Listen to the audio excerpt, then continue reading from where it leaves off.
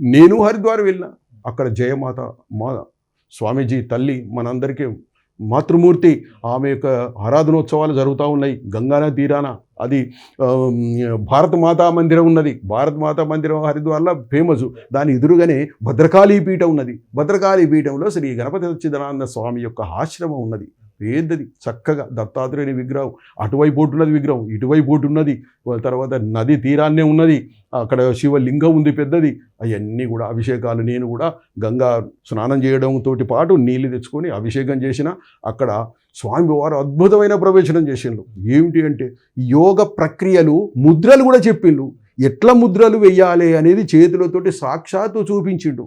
ఆహా, మనం ముందర అవకాశం దొరకకపోతే స్క్రీన్ పెట్టారు. స్క్రీన్ మీద కూడా చక్కగా చూసుకోవచ్చు. 2 స్క్రీన్లు ఇటువైపు అటువైపు ఉన్నది. అదన్నీ చూసుకున్నా.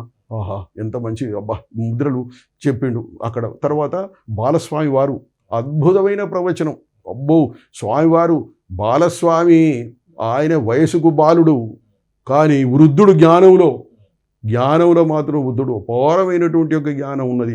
వారు BHLలో చాతుర్మాస దీక్ష చేస్తూ మార్కండేయ పురాణం మీద పెట్టిండు ఉపన్యసిస్తే నేను వెళ్ళాను. ఈ రోజు వెళ్ళలేక నా దురదృష్టం. 3 రోజులు వెళ్ళాను.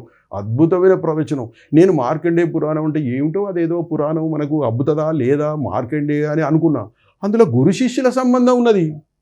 అసలు గురువు దగ్గర శిష్యుడు ఎట్లా ప్రవర్తించాలి, ఎలా వెళ్ళాలి, ఏమి మాట్లాడాలి, ఏమి చెప్పాలి, ఎన్నో విషయాలు మనకు అవసరం వచ్చేటివి ఉన్నాయి. అద్భుతమైన ప్రవచనం వారిది.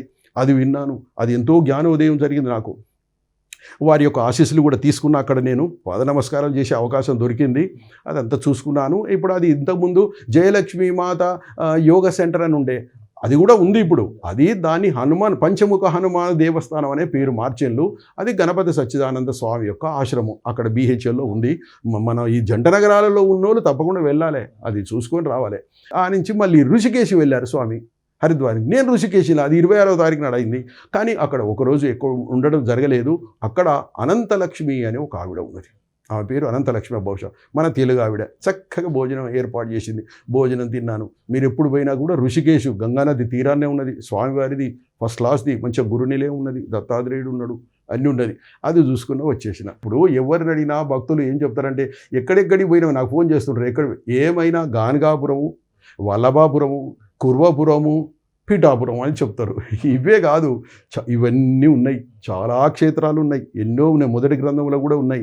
ఇది 2వ గ్రంథం చెప్తున్నా నేను. ఇవన్నీ ఉన్న తర్వాత మనం వెళ్ళాలి. దృఢ సంకల్పం పెట్టుకొని వెళ్తే అన్నీ దర్శనం అవుతాయి. నీకు దర్శనం అయితే నీ లోపల మార్పు వస్తూనే ఉంటుంది, తప్పది, గ్యారంటీ. అది నేను చెప్తున్నా కదా, 100% గ్యారంటీ. నీ లోపల తత్వబోధైన జరుగుతూ ఉంటుంది. ఇంటర్నల్గా నీకు ఏదో ఒక ప్రేరణ జరుగుతూ ఉంటుంది. నువ్వు సాధారణ భక్తిని అయితే దత్తభక్తిని అవుతావు. దత్తభక్తిని ఇదివరకే అయితే పటిష్టంగా ఉండగలుగుతావు, గట్టిగా పట్టుకుంటావు, ఇంకా వదిలిపెట్టావు. నీకు ఎందుకంటే అనుభవాలు జరుగుతూ ఉంటాయి.